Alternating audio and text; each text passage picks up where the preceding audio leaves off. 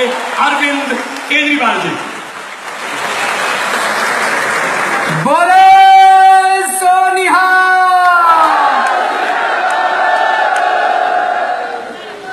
आज यहाँ पे पंजाब के कोने कोने से आए हुए सभी भाइयों बहनों, माताओं, बुजुर्गों, बच्चों, सब लोगों को मेरा नमस्कार, सबको प्रणाम, सत श्री अकाल।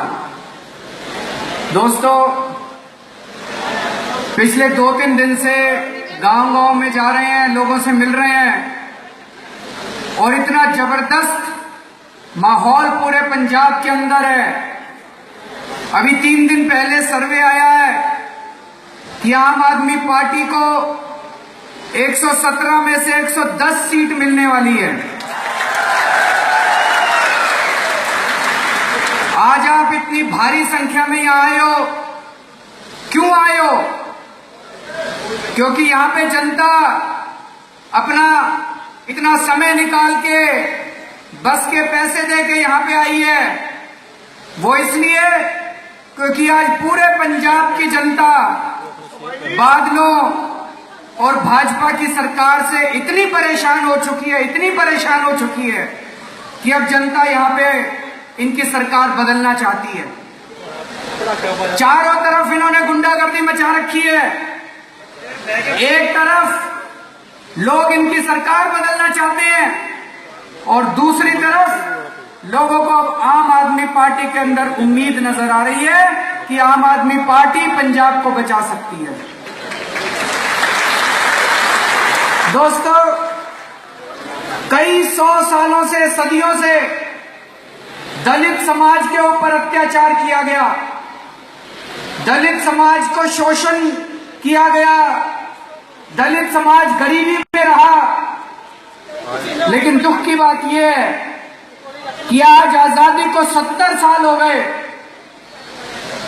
देश के अंदर हर तबके ने प्रगति करी, लेकिन दलित समाज बेचारा वही का वही खड़ा है जहां 1947 के अंदर खड़ा हुआ था।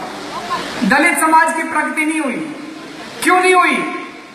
क्योंकि जो व्यवस्था अंग्रेजों के समय में थी और जो मानसिकता अंग्रेजों के समय में थी, वही व्यवस्था आज भी है, वही मानसिकता आज भी है। आज 70 साल के बाद आजादी के बाबा साहब अम्बेडकर ने जो सपना देखा था, वो सपना अभी भी पूरा नहीं हुआ। हम लोग बाबा साहब अम्बेडकर की क्यों इज्जत करते हैं?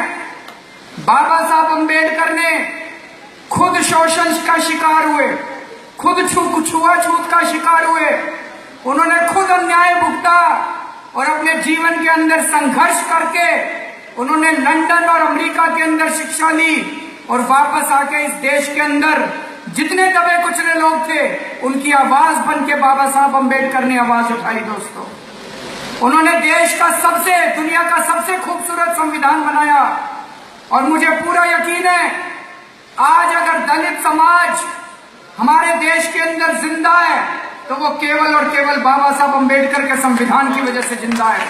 नहीं तो इन लोगों ने तो दलित समाज की ऐसी तैसी कर दी होती है अभी तक। आज 70 साल के बाद रोहित वेमुला जैसे दलित समाज के एक लड़के को आत्महत्या करनी पड़ती है। कौन है रोहित वेमुला? रोहित वेमुला दलित समाज का एक विद्यार्थी था, एक स्टूडेंट था, हैदराबाद यूनिवर्सिटी में पढ़ता था, फर्स्ट आया करता था, बहुत होनहार लड़का था, पीएचडी कर रहा था। उसने एक गलती कर दी।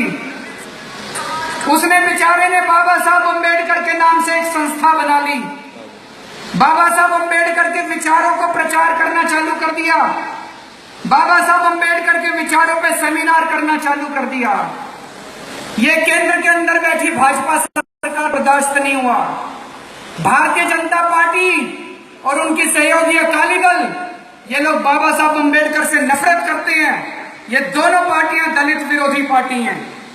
जब केंद्र सरकार को पता चला कि रोहित वेमुला वहां पे बाबा साहब अम्बेडकर के विचारों का प्रचार कर रहा है, तो स्मृति ईरानी के दफ्तर से और एक और मंत्री केंद्र सरकार का, दोनों ने हैदराबाद यूनिवर्सिटी के वाइस चांसलर को फोन कर करके चिट्ठी लिख लिख के उसके ऊपर दबाव डाला कि रोहित वेमुला को सस्पेंड करो। और जिन जिन दलित विद्यार्थियों ने बाबा साहब अंबेडकर के नाम से संस्था बनाई थी, सबको सस्पेंड करो। वाइस चांसलर पे दबाव डाल डाल के 5 दलित लड़कों को सस्पेंड कर दिया उन लोगों ने। क्यों सस्पेंड कर दिया? उनका एक ही कसूर था, वो बाबा साहब अंबेडकर के विचारों का प्रचार कर रहे थे, सेमिनार कर रहे थे।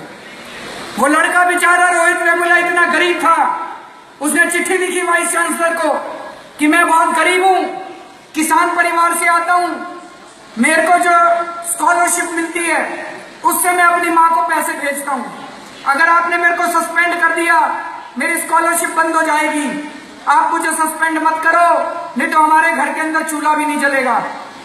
लेकिन स्मृति ईरानी का और केंद्रीय मंत्री का इतना दबाव था, वाइस चांसलर नहीं माना और अंत में रोहित वेमुला को आत्महत्या करनी पड़ी। दोस्तों, अगर आज 70 साल के बाद आजादी के एक दलित लड़के को, रोहित वेमुला को, इस देश के अंदर आत्महत्या करनी पड़ती है, तो लानत है ऐसी केंद्र सरकार के ऊपर, लानत है भारतीय जनता पार्टी के ऊपर, लानत है उनके सहयोगी अकाली दल के ऊपर।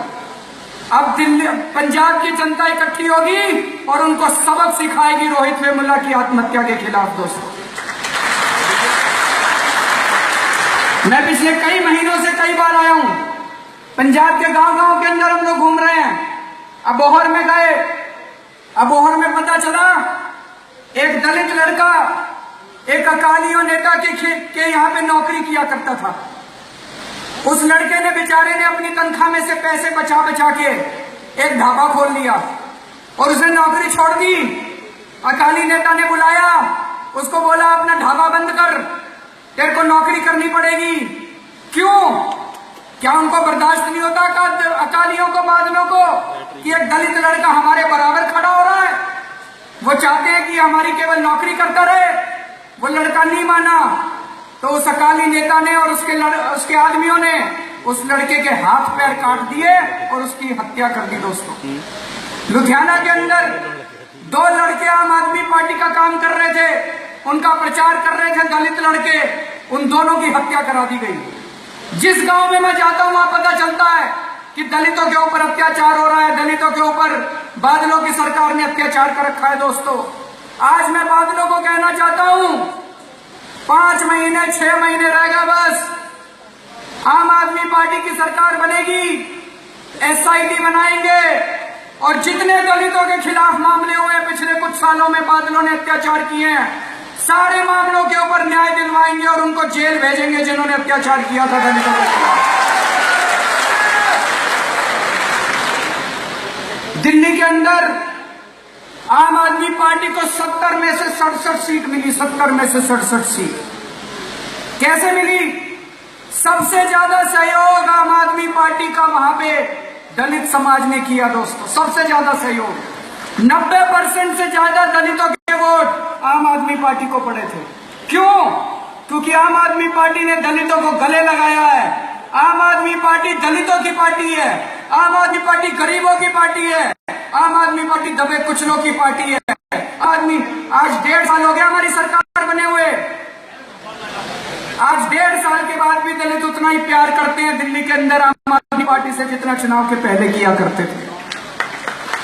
अभी कुछ दिन पहले दिल्ली के अंदर, दिल्ली नगर निगम में भारतीय जनता पार्टी की सरकार है। जितना पैसा दिल्ली सरकार ने उनको दिया, सारा पैसा उन्होंने भ्रष्टाचार के अंदर डुबो दिया, सारा पैसा खा गए भाजपा वाले। 4 महीने से वहां पे सफाई कर्मचारियों को तनख्वाह नहीं मिली, उनके घर में चूल्हे जलने बंद हो गए। तब मैंने मनीष सिसोदिया को बुलाया। मनीष सिसोदिया हमारी वित्त मंत्री है, फाइनेंस मिनिस्टर।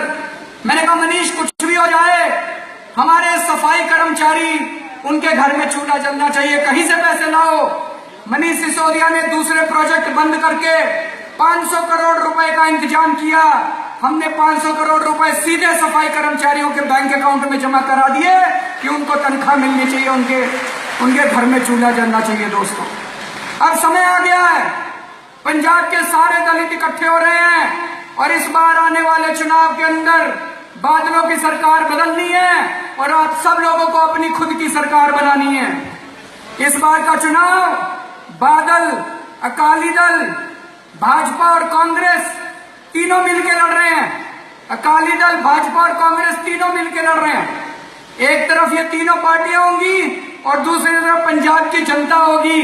इस बार देखना है पंजाब की जनता जीतेगी और ये तीनों पार्टियां हारेगी दोस्तों। बोले